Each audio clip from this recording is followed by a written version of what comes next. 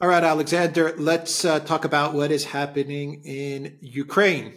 And let's start things off with bridgehead, the bridgehead in Kherson in Krynky, which was going to be the launch pad for Zelensky's Crimea 2.0 offensive.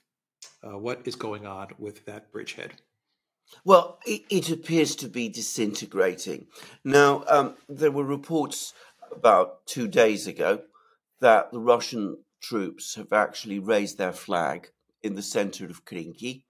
And there were also reports that a group of Ukrainian soldiers, 135, who had been tasked with being sent to Krynky as part of a troop rotation, that they refused to go there and that they've all been arrested. Now, we've not seen pictures of this flag. And of course, these reports about these soldiers, these Ukrainian soldiers who refused to go to Krynky, we're not going to get confirmation from any official source about that either. But as I understand it, and this is now information that's coming from a large assortment of sources, all on the Russian side, we need to accept that they're the sort of people who do provide accurate information, is that the bridgehead is all but collapsing, that the Ukrainian soldiers there are barely able to put up any resistance, that the Russians can enter any part of the bridgehead that they want, probably plant flags. They don't stay there for very long because there are still Ukrainian troops on the other side of the river who are able to bomb and shell them. But essentially, it's now a tidying up exercise. Within the next couple of days or weeks, probably a week, the whole thing will be cleared, and this whole operation in Krynky, this whole bridgehead, this whole Normandy landing and advance on Crimea across the Dnieper will be finally at an end. The bridgehead has become untenable. The soldiers there, apparently, who are left, are few in number, many of them apparently very ill. The conditions in the bridgehead are absolutely hellish. The temperatures are appalling. I mean, we're talking about something like -20 on some nights and practically no cover. The whole bridgehead is now a lunar landscape. I'm sure you've seen the photos of it. I mean, it's utterly smashed up and devastated. And the ice on the river, far from making it easier to supply the troops in Krynky, as some people were saying a few weeks ago. I discussed this at length on my channel. Far from making it easier, the ice on the river has made it more complicated. So they are barely able to keep the troops going there. And as I said, the bridgehead is on the brink of collapse. What a stupid idea this all was. It was a crazy idea. Also, Zelensky can promote his Crimea 2.0. That's what this was all about. Where does this leave? Well, okay, so where does this leave Zelensky? What else is going on the front lines? And where does this leave Zelensky as far as selling points to the collective West for more money and weapons to Ukraine because they have these grand plans? Well, there's two things to say. Let's actually just go to the front lines. Now, the last time I think we did a program, we both said there is a Christmas lull underway. This is the Christmas week. Things were reasonably quiet. Apparently the weather conditions were pretty bad, but the Russians gave themselves a rest. Then the week that we've just gone through, things started to work up again. And the Russians are putting pressure absolutely everywhere. Now, again, I want to make this very clear. I don't think we're talking here about a general offensive. We're not talking about vast forces moving across the battlefronts. It's just relentless pressure on every part of the front lines. And everywhere you see the Ukrainians now buckling. So yesterday, the Russian Defense Ministry confirmed that a village called Veseloye, which is north of Bakhmut and on the way to an important fortified town called Siversk, which is very much a linchpin of the Ukrainian defenses. The Russian Defense Ministry confirmed that this particular village, which is on high ground and dominates the area around it, has now been captured by the Russians. There's been lots of talk about fights for this village, reports about attacks on it by the Russians. In fact, and in reality, it seems that they actually took physical possession of it several days ago. So you see, this is a good example of how reports from the battlefronts are not always necessarily reliable, because people were talking about fights for this particular village after the actual battle for the village had ended and the Russians had gained control. But that's only in one place. So now we see Russian helicopters flying over the northern front lines around Kupiansk. The Russians are said to be advancing there. They're advancing towards this place called Siversk, and its position is becoming precarious.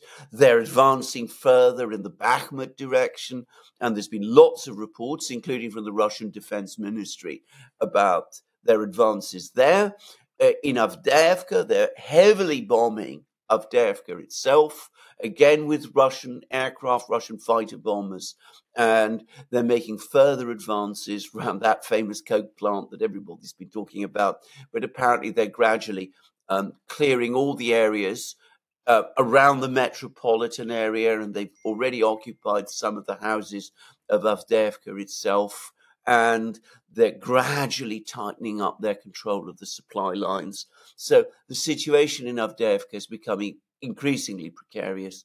And lastly, we've now had this news from Krynky. So on every part of the front line, the Russians are pushing forward.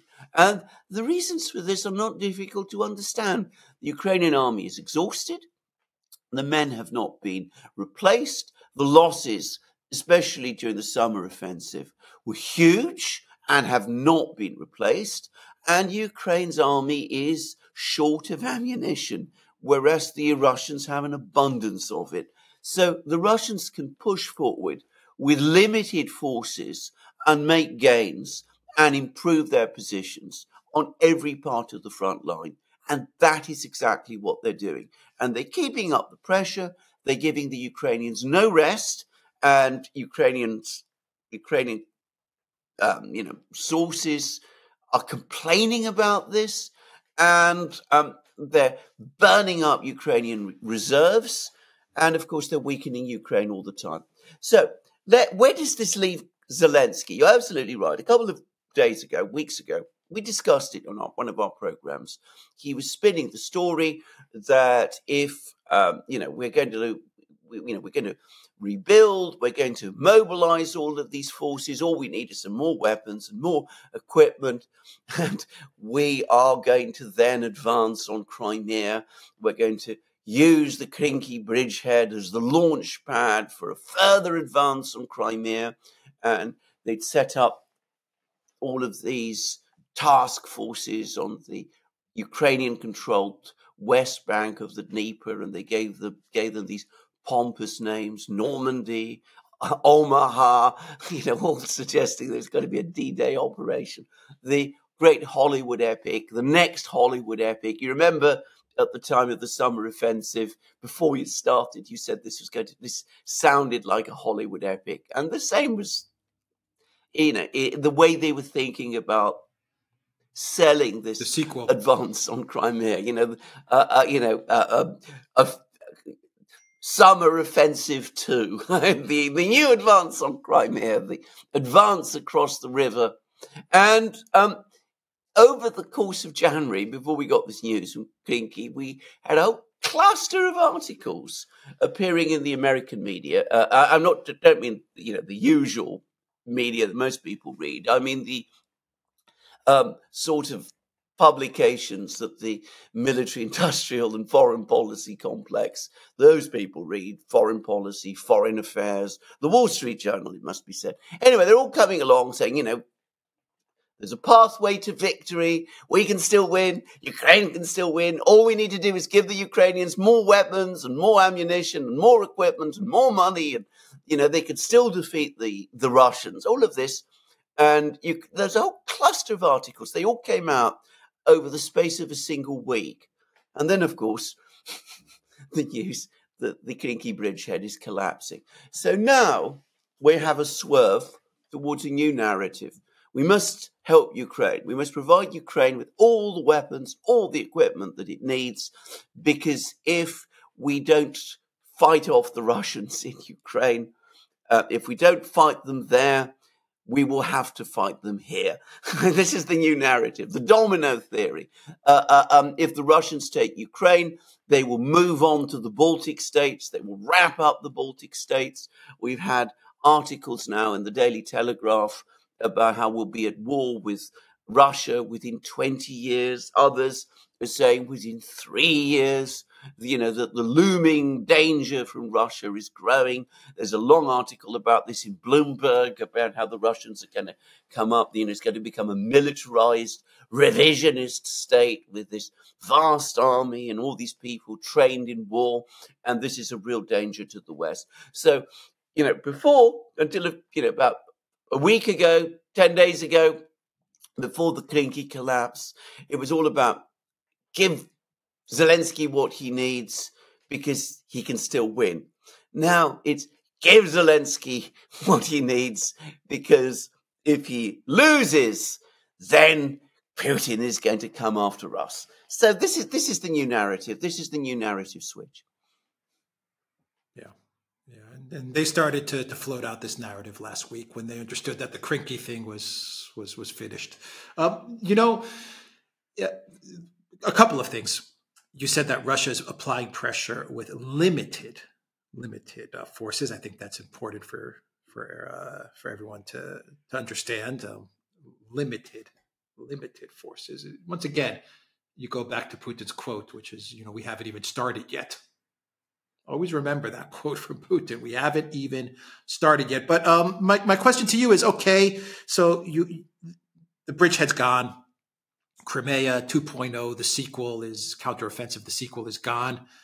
The new movie that is being pushed out is, we have to fight them over there, so we don't have to fight them here. I believe Bush floated that one out something like 15 years ago. So they're rehashing that whole narrative, the domino theory, the whole narrative of we have to, arm Ukraine so they can fight them in Ukraine. Otherwise, they're going to come here and get us.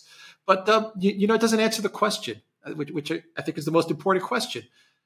Now that Krynky, the path to victory, they were telling us was this bridgehead. That was the new path to victory. So my question is, what is the path to victory then? What is the 61 billion that they're trying to get to Ukraine and the 50 billion from the EU and the 300 billion in Russian frozen assets? How is this money going to lead to a path to victory? What is the strategic, tactical, the path to victory now that Krynky's done? Well, there is no path to victory, and I think increasingly people do understand this deep down. I mean, you do every so often get suggestions about, Ukraine should hunker down, go on the defensive, build great elaborate fortified lines. There's an article, by the way, in TASS from a Russian military officer describing the kind of fortified lines that the Russians build, the sheer scale of them. And the moment you read that, you know that there is no conceivable way that Ukraine can now reproduce anything like this. Not in the conditions in which Ukraine finds itself. But, go on the defensive, then give Ukraine long-range missiles, and the long-range missiles can strike deep into Russia, and that will force Putin to capitulate or cause the Russian people to rise up or something like that. The German parliament has had cold feet about this, and they voted against sending Ukraine long-range missiles, which has come, I think, as something of a shock and as a surprise to people. But it reflects what I think is a change of mood in Germany. But that's a story for another day. So there is that idea floating around. I don't think anybody really believes that. The point, and this is the thing people do need to understand, the purpose of seizing Russian assets, getting more money out of taxpayers, pumping more money into Ukraine now, is not about achieving victory any longer. it is about distributing that money. I mean, this is what it's all about now. It's all about getting your hands on the money. There are lots and lots of people now who have to be paid off. You know, $360 billion may sound a lot to, most of us, but if you stack it all up, if you build up the numbers, it is not that many. So it's not that much. So that's what it's about now. It's about getting the money, getting the contracts. It's universally accepted. This isn't even now controversial, that even if Ukraine is given all this money, in fact, it's going to stay in the West. Most of it. It's going to stay in the West. It's going to be given to contractors. It's going to be given to all kinds of people. And of course, lots and lots and lots of it is going to end up in the various accounts and safe deposits and offshore funds and all of that kind of thing. So this is what it's about now. It's more about that than about anything else. And of course, there is an ideological perspective to this. I mean, the British government, which has run out of weapons to send to Ukraine, it's run out of weapons, period. I mean, British military position is now all but collapsed for its own ideological and political reasons. I mean, all that it is now doing, its primary objective now is to try to stop negotiations taking place to try and find a diplomatic solution to this war.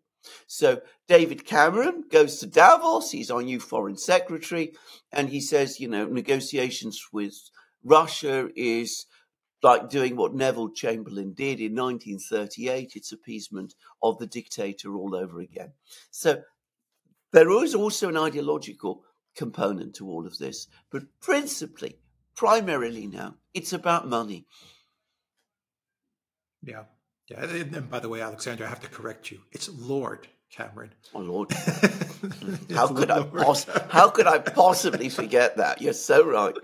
Yeah. So yeah, I completely agree with you. I would also add in there that for people like Sullivan, there's an election component to getting this money to Ukraine. We've been talking about that in many videos. So they're definitely focused on 2024. And it's not only the Democrats, I think the whole uniparty, Schumer, McConnell, the Trump victory in Iowa freaked them out. And so I imagine that all of them now are saying, we can't have an Afghanistan times 10 collapse happening in 2024, which will give the orange man a lot of ammo as he goes up against Biden. So I think they're definitely worried about that as well. But, I always thought to myself when I was in Moscow, I was thinking as I was going through like shopping malls, how many businesses, the Zadas and all these, I'm just throwing a name out there, that were forced to leave Russia or perhaps were promised by the Biden White House or the Europeans that this is just going to be a temporary thing, close up shop for 3 months. Don't worry about the loss that you're going to take. When you come back, you're going to make 10 times the money. We'll make sure of it. I wonder how many business owners, big multinational companies, are now complaining to Biden and Ursula and saying, you really screwed us on our business operations in Russia. We were there 30 years. We built up a name, a brand. We invested in the country. You promised us in 3 months we'd be back. Putin gone. We'd make 20 times more the profit. We need to get paid. I mean, I just wonder if there's that type of dynamic going on as well. There is undoubtedly that kind of dynamic going on, and it is increasing and it is intensifying. And of course, the place where it is strongest, the two countries where it's probably strongest are Germany and Italy, by the way, because Germany, lots of German businesses invested heavily in Russia. Lots of Italian brands opened business in Russia. The Russians had always a strong attraction to Italian brands, as everybody does, but the Russians perhaps especially so. But of course, the point to understand, 2 points to say about this. Of course, these people, the companies that you are talking about, they actually engage in the real economy. They provide services and they provide goods, whereas the people who want money are people who basically just deal in money. I mean, and it is to the second group that the political class is becoming increasingly more beholden to. So, in a sense, you're talking about people from the old real economy as opposed to the new economy, which is very different and very distorted, and which we've talked about with people like Michael Hudson, for example. You can see the interview we did with him on the Duran, a couple of weeks ago. So there is already that difference. Now, of course, these big multinational companies, IKEA, LVMH in France, they're becoming worried and concerned. They're seeing their niches being absorbed by Russian businesses, which are taking over from them. Their business in Russia, by the way, was highly profitable. I mean, I happen to know this. This was a very, very good market. I mean, it really was. I mean, it was a well-organized market. One heard golden things about the quality of the workforces in Russia and about, how, payment systems work well. Everything about it was a very efficient market, relatively low taxes. They are becoming concerned. And it's possible that in time that will start to carry more weight in some of these, especially in Europe. I mean, American and British brands were hardly visible in Russia to any great extent. I mean, the Russians did buy Rolls Royces, obviously the rich ones, and Bentleys, but this isn't going to, and they're German owned anyway. But, over time, one can see how those people might become increasingly embittered and angry and all of that. But I'm going to suggest that the point when the pressure from those kind of people is going to become really important and really serious so that Western governments have to notice them is going to be when the war is over, when Russia has won, when it's clear that the Russian economy is not going to collapse, and they'll be able to turn around and say, well, what was all that about? We aren't, nothing that you said has worked out. We need to lift the sanctions. We need to resume the trade with the Russians because, frankly, we're losing business and it's affecting us and it's affecting our workers and it's affecting our ability to pay your taxes. But I think the critical point for those people, as I said, is still some way off. For the moment, Western governments are still able to apply the pressure. They're still able to say the war is ongoing. They're still able to talk about putting more pressure on taxes, on companies not to, go along with the aggressor and, talk in rhetoric which you might almost feel suggests we are at war. And the kind of businesses that you're talking about are going to have trouble winning against rhetoric like that. But in time, I agree, they will become important. So give it a year, give it 2 years when the war is over and the Russians have unequivocally won. And then at that point, they might start to have a serious effect. Yeah. So, if Russia wants to deal with those companies in the future, that's a whole different story. Lavrov, during his 2023 wrap-up press conference that he gave the other day, he said that there is no trust. I mean, you listen to Lavrov, and it does sound like there is no returning back to business as usual with the collective West, and specifically with Europe. Yeah, they did absolutely. have a lot of business ties. Absolutely, that's exactly what he did. It was a very interesting press conference. Lasted 3 hours, by the way. And he was in I thought, a sort of mellow, quite confident, relaxed mood. But, he answered all these questions. He actually said that. He said there's no trust between Russia and the West. And the other thing he did, by the way, is that he also debunked any story that there are ongoing negotiations or contacts going on, because every so often we get all these reports, that Richard Haas and his crowd are going to Moscow, Zaluzhny and Gerasimov, the two generals, are talking to each other. Lavrov said, nothing like that is going on. There's another rumor apparently floating around that the Ukrainians and the Russians are going to start talks in Geneva. He said, these are just rumors. Don't take them seriously. There's no reality to any of this. At the moment, there are no significant diplomatic contacts at all. And as far as we're concerned, we're carrying on. We're going to fulfill the objectives of our special military operation, and that's all we have to say.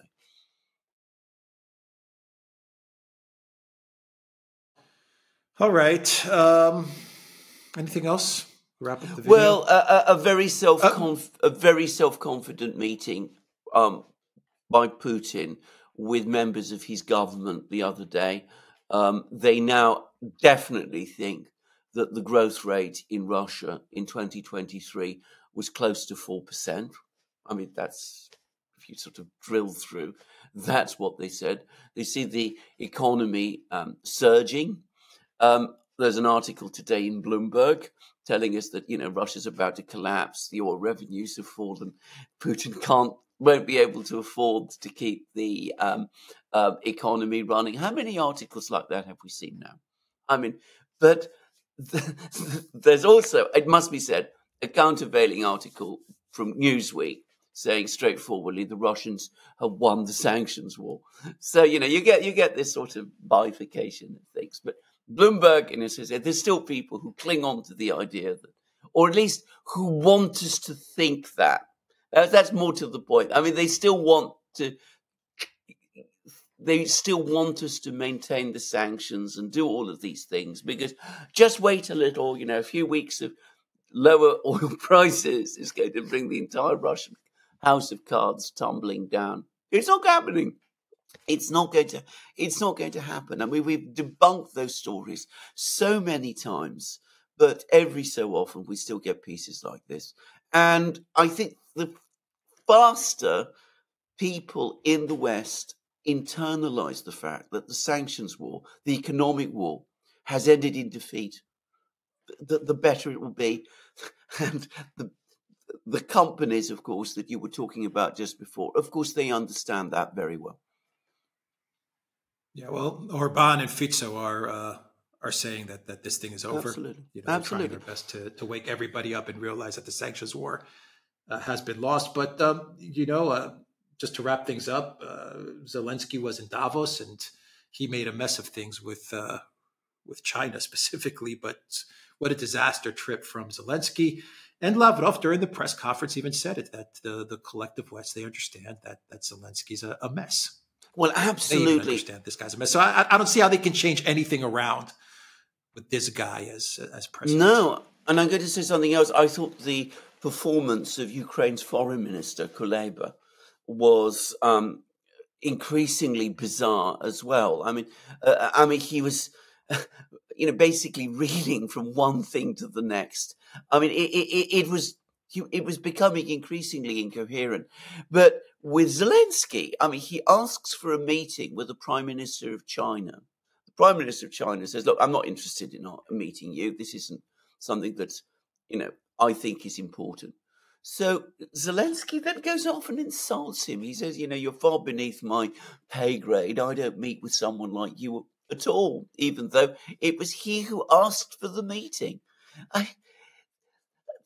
This is disastrous. I mean, it's appalling diplomacy. I mean, I would have thought by now that the penny would have dropped with Western governments that this man is impossible, that it's high time he was shuffled off the scene. But I'm going to also say this. I think that for the moment, at least, some countries that had been backing him before are continuing to back him, the British in particular. You won't find anywhere in the British media any reference, for example, to this episode with China. And I think that they want to continue to back him because they want to continue the war. I mean, that's the thing to understand. Yeah, just a couple more things and we'll wrap up the video. On Zelensky, I agree with you. You know, it's moments like that where you see Zelensky lash out at the Chinese premier, where you understand that this guy's a spoiled actor. I mean, that's that spoiled actor coming out. You see it there on full display. And as far as the British are concerned, my question to you is, they want this war to continue. They've gone hard against Russia, really hard against Russia. The British and the French, right, and the Germans. Okay, all these European countries have gone hard against Russia.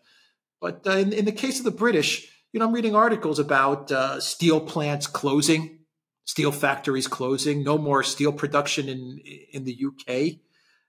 Russia is apparently about to close the fishing lanes in the Barents Sea, which is going to, I think it's going to cause trouble. Unfortunately, it's going to be the working class that's going to pay the price. Yeah.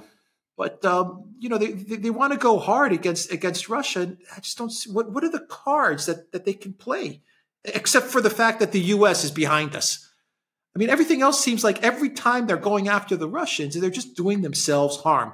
Because the whole steel thing is to me, it sounds like this is about higher energy costs. It is. And it is. That's why these plants are not profitable. So why are these costs so high? Are they ever going to tell the British public the truth? No. I mean, the rhetoric from Britain is the most implacable and the most intransigent of all. I mean, the British continue to pump out this line that we must go on supporting Ukraine. We must engineer Putin's defeat.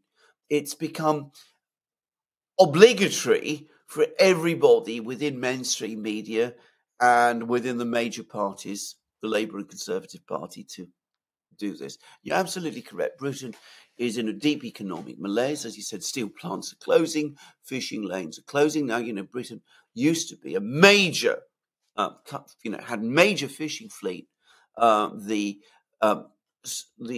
It's now down, I believe, to 12 fishing vessels. It's that kind of contraction. The fishing ports, which, as you could correctly say, are working class communities that used to solidly vote Labour, by the way, once upon a time.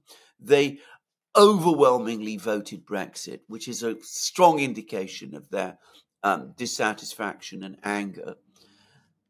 But all of that is disregarded. We still have to continue. And of course, we're not going to own up with the British public about what the cause of all of these problems is. And this notwithstanding that support for the government is collapsing, the very last opinion poll that I've seen puts the Conservatives on 20%. Now, that is unprecedented for the Conservative Party in the run-up to a general election. I mean, 20%, I don't think any of the major parties, has scored that kind of low figure since the Second World War, and the Conservative Party, never in their history. So, I mean, we are looking at a potential complete collapse. Labour, by the way, is on 47%, but that's just a default vote. Professor Curtis, who is the person who studies the way in which, voting intentions are, he predicts there's going to be a very low turnout in the election that's coming because people are so dissatisfied. And Change UK, which is the latest variant of UKIP, Brexit Party, all of those, still not formally led by Nigel Farage, that's on 12%. 12%. So the Conservatives are on 20%. Change UK is on 12%. And it's not even started properly campaigning yet. That gives you a sense of how, frankly, disillusioned people are in Britain. They sense that they are not being told the truth anymore. All those Ukrainian flags that you used to see everywhere have now vanished, by the way. But the political class cannot change course. On the contrary, it's like the captain of the Titanic. He sees the iceberg and he says, full steam ahead. We can't turn left. We can't turn right. We must just continue in the same direction. Sad to see. All right. We will end it there. The Duran.locals.com. We are on Rumble, Odyssey, BitChute, Telegram, Rockfin, and Twitter X. And go to the Duran shop. 15% off all t-shirts. Take care.